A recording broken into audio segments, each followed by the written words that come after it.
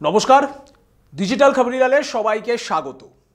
শাহজাহান এই নামটা শুনলে আমরা কি মনে করি, কি আমাদের চোখে ভেসে ওঠে?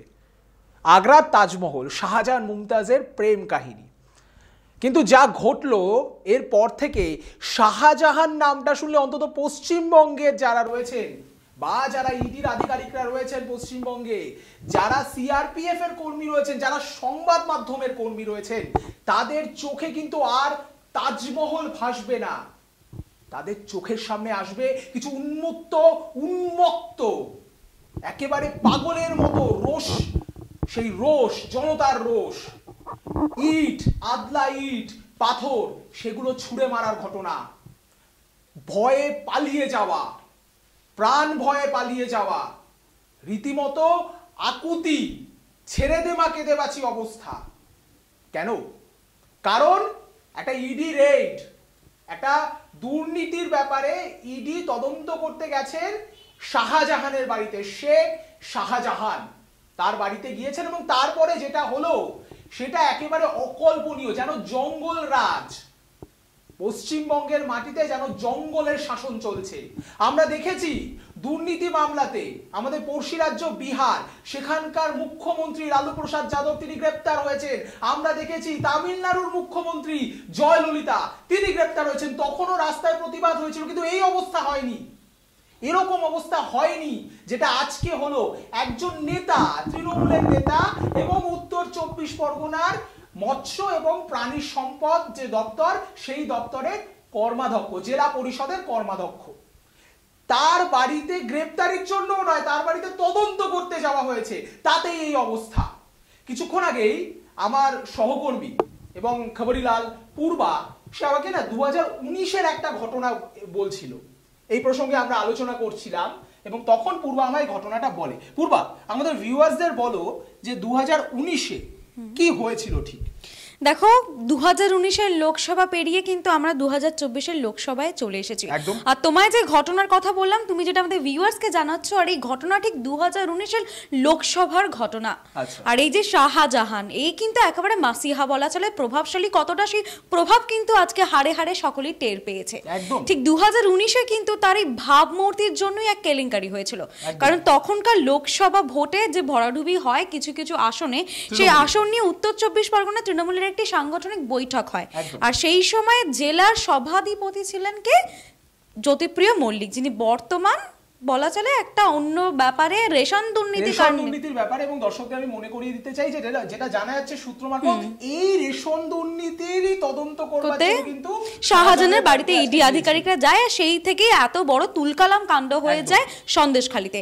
সেই তখন জ্যোতিপ্রিয় মল্লিক ছিলেন জেলা সভাধিপতি। আর সেই সময় একটি সাংগঠনিক বৈঠক হয় যে কেন কোন কোন এই জায়গাতে এই ভরাডুবিটা হলো লোকসভায় তৃণমূলের, সেই নিয়ে যে সভা হয়, সেই সভাতে নাম ছিল শাহজাহানের, সেই কমিটি তৈরি নামে ছিল। সেই নাম দেখে আরো দুইজন বিধায়ক রেগে যান যে কেন শাহজাহানের নাম সেখানে থাকবে। তারা কারা ছিল যদি প্রশ্ন করো? বর্তমানে যে শেষ মন্ত্রী পার্থ ভৌমিক এবং খাদ্যমন্ত্রী রথীন ঘোষ, এই দুই তখনকার বিধায়ক কিন্তু অবজেকশন করে যে শাহজাহানের নাম কেন থাকবে কমিটির বৈঠকে। কমিটির বৈঠকে নাম এদের থাকলে তারা রুদ্ধ হয়ে যান। তারা বলেন যে হলে চলবে না যদি শাহজাহানকে কমিটির নামে রাখা হয়। তার জন্য কি হয় যে তখন কিন্তু কোর কমিটির যে বৈঠক, সাংগঠনিক পদে কিন্তু শাহজাহানের নাম রাখা হয়নি।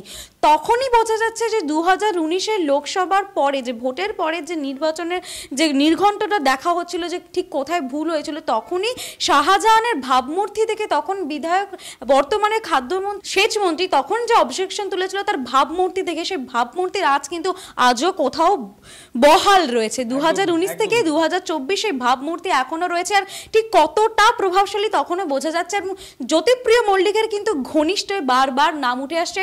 তাই জন্যই রেশন বন্টন দুর্নীতি কাণ্ডে কিন্তু তার বাড়িতে যাওয়া হয়েছে তদন্ত করতে। তুমি ঠিক যা বললে, তল্লাশির এই যে রেশন বন্টন দুর্নীতির যে কি তথ্য পাওয়া যায়, তার জন্যই তার বাড়িতে গেছে। তার বাড়িতে গিয়ে দরজা তালাও খুলে ভিতরেও ঢুকতে পারেনি, তার আগেই এই কাণ্ড কিন্তু ঘটে। একদমই তাই। এবং তুমি যেটা শুরুতেই বললে, হারে হারে, রীতিমতো হারে হারে নয়, হার কাঁপিয়ে টের পেয়ে গেছেন আজকে ঘটনাস্থলে যারা ইডি আধিকারিকরা ছিলেন এবং যারা অন্যান্য যারা সংবাদ মাধ্যমের কর্মীরা ছিলেন। এবং তোমার কাছে আমি আবারও আসবো, তুমি এই ব্যাপারে নজর রেখো। আর সব থেকে বড় বিষয় যেটা গণতন্ত্রের চতুর্থ স্তম্ভ বলা হয়, সংবাদ মাধ্যম, সেই সংবাদ মাধ্যমের উপরে যে আঘাত আজকে এলো অকল্পনীয়। পশ্চিমবঙ্গের মাটিতে দাঁড়িয়ে আমরা মনে করতাম এতদিন ধরে যে আমরা স্বাধীন চিন্তা, মুক্ত চিন্তা, বাক স্বাধীনতার যে ঐতিহ্য, সেই ঐতিহ্যের ধারক এবং বাহক, কিন্তু আজকে যেটা হলো একেবারে নিন্দনীয়। কিন্তু কে এই শাহজাহান? তার এই এত প্রভাব প্রতিপত্তি কি করে? মানে কোনো সম্রাট শাহজাহানের থেকে তার প্রভাব প্রতিপত্তি কোনো অংশে কম লাগছে না। যেটা শোনা যায়, এলাকায় কান পাতলে শোনা যায়, কেউ সরাসরি মুখ খুলতে রাজি নয়, কিন্তু কান পাতলে যে কথাটা শোনা যায়, বাম আমল থেকেই কিন্তু শাহজাহানের এই প্রভাব প্রতিপত্তি। এবং সব থেকে বড় কথা, ভেরি, মাছের ভেরি, যেটা সুন্দরবনের আয়ের অন্যতম উৎস বলা যায়, সেই মাছের ভেরিকে গিয়ে কিন্তু কেন্দ্র করে কিন্তু তার এই উত্থান। শোনা যায় বাম আমলে এই ভদ্রলোক বিঘা প্রতি মাছের ভেরি থেকে তিনি একটা চাঁদা নিতেন, সেটাই তৃণমূলে জয়েন করার পরে সেটা হয়ে যায় কাঠা প্রতি। এবং আজকে যেটা জানা যাচ্ছে যে তিনি কিন্তু এই মৎস্য এবং প্রাণী সম্পদ যে দপ্তর রয়েছে জেলা পরিষদে, তারই কর্মাধ্যক্ষ। বুঝুন, শস্যের মধ্যেই ভূত।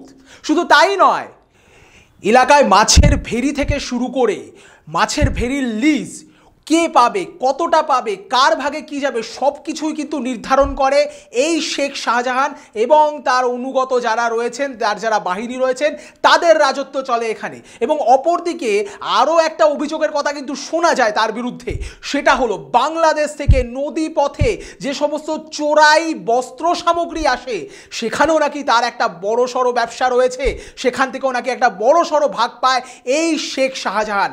মানে ভাবা যায় কি ক্ষমতা! এই যে উন্মত্ত জনতা, এই যে জনতার রোষ, এলাকায় কান পাতলে এটাও শোনা যায় যে 50 থেকে 60টারও বেশি বাইক বাহিনীও রয়েছে তার। বিভিন্ন সময় বিভিন্ন ক্ষেত্রে এই বাইক বাহিনী এলাকায় ডাপিয়ে বেরিয়েছে, শুধু ভোটের সময় নয়, এলাকা দখলের জন্য বিভিন্ন সময়। এবং সব থেকে বড় বিষয় যেটা, কেউ মুখ খুলতে রাজি নয়। এলাকার নাম মানে প্রকাশে অনিচ্ছুক বিভিন্ন জন বলে যে গব্বর সিংয়ের থেকে কোনো অংশে কম নয়। এমনকি পশ্চিমবঙ্গের মাননীয় মুখ্যমন্ত্রীও নাকি এই ভদ্রলোককে, এই শেখ শাহজাহানকে একসময় সমাজসেবী বলে উল্লেখ করেছিলেন। তার আজকে যে সমাজ সেবার নমুনা আমরা দেখতে পেলাম, আমরা স্তম্ভিত, আমরা শিউরে উঠছি। কিন্তু কেন? যদি কোনো দোষ না করে থাকেন, তালা খুলতে অসুবিধাটা কোথায়? যদি কোনো দোষ নাই করে থাকেন, তাহলে কেন এইরকম পরিস্থিতির সৃষ্টি হলো, এই ধুমধুমার পরিস্থিতির সৃষ্টি হলো? তারা তো সাধারণ আধিকারিক, তারা তো তাদের কর্তব্য পালনে গিয়েছিলেন, সংবাদ মাধ্যম তাদের কর্তব্য পালনে গিয়েছিল, কোনো ব্যক্তিগত শত্রুতা তো নেই। তাহলে এই আক্রমণ কেন, এই আঘাত কেন? প্রশ্ন এখন উঠছে। একের পর এক বিরোধী দল থেকে শুরু করে শাসক দলের অভ্যন্তরেও এখন বড়সড় প্রশ্ন উঠে গেছে, কি আছে এমন?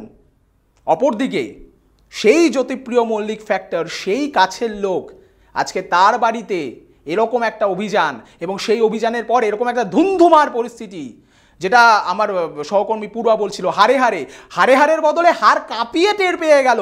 এই শীতের মরশুমে শীতের হাড় কাঁপানি নয়, রীতিমতো প্রাণ ভয়ে কাঁপলেন। সত্যি কোথায় আছি আমরা, কোথায় আছি? ভাবতে লাগবে, ভাববার সময় এসে গিয়েছে এই মুহূর্তে।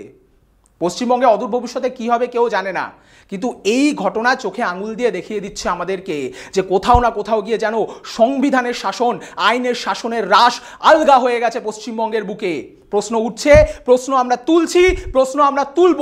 আর আপনাদের নজর থাকুক এই সমস্ত প্রশ্ন আর তার উত্তরের প্রতি।